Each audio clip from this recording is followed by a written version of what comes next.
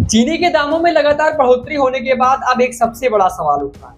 क्या वाकई में अब चीनी मिलना मतलब मुश्किल हो जाएगा? जी हाँ, आपकी जानकारी के लिए बता दें, चीनी की कीमतों में अचानक तेजी से बढ़ोतरी के कारण अब सबसे बड़ा सवाल उठ रहा है। क्या वाकई भारत में चीनी की किल्लत पड़ने वाली है?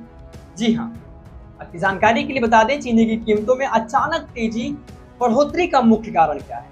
मैं आपको एक एक कर सब कुछ बताने वाला हूँ। आखिरकार चीनी की बढ़ोतरी क्यों अचानक कर दी?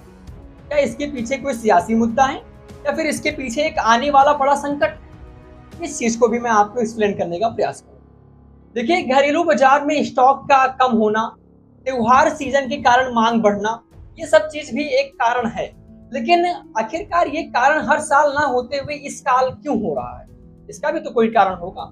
देखिए, खुदरा बाजार में दाम बढ़कर 58 रुपए से 65 रुपए प्रति किलोग्राम तक पहुंच गए हैं चीनी के दाम। मतलब जो कभी आज के कुछ साल पहले 40 रुपए किलो थे, वो 58 और 65 रुपए किलो पहुंच चुके हैं। और अब बात ये भी की जा रही है कि बहुत ही जल्द 200 और 250 में जाने वाला है। लेकिन क्या कारण है? आखिरकार इसका कारण क्या है? आपको बता दें, कम होता है स्टॉक, क्योंकि सीजन के अंत तक देश में चीनी का भंडार पिछले कई सालों से सबसे निचले स्तर पर पहुंच गया, जिसमें नवंबर में जो नया गन्ना उत्पादन आने वाले सप्लाई का संकट में भी है। इससे भी कहीं ना कहीं ये संकट को देखा जा रहा है। और क्या वाकई में भारत में चीनी की किल्लत पड़ने वाली है? इस चीज को लेकर भी बहुत सारे सवाल रखे जा रहे हैं। देखिए, त्योहारों की मांग है। गणेश चतुर्थी, दशहरा और दीपावली जैसे बड़े त्योहारों से पहले मिठाई और अन्य खाद्य उत्पादन बनाने वाली कंपनियां जो होती है, वो अपने स्टॉक को इकट्ठा करती है। इसलिए भी ये चीज देखा जा रहा है। अब आपको बता दें, हाल ही में रक्षाबंधन त्योहार आ रहा है। अब इसमें मिठाइयों का, आप जानते हैं मिठाइयों का कितना बड़ा एक विशेष योगदान होता है। तो ज्यादातर ऐसे लोग होते हैं जो चीनी जैसे चीजें होती हैं वो इकट्ठा कर रख देते हैं, स्टॉक इकट्ठा कर रहे हैं। और जैसे लोगों को ये पता चल जाता है कि ऐसा है कि यह चीनी बढ़ने वाली है, तो जो बड़े बड़े लोग हैं वो और स्टॉक ज्यादा इकट्ठा कर रहे हैं। और इसका कारण यही नहीं है कि त्योहारों की मांग के कारण मिठाइयाँ वगैरह जो बन रही है, लेकिन इसका कारण एक और भी है।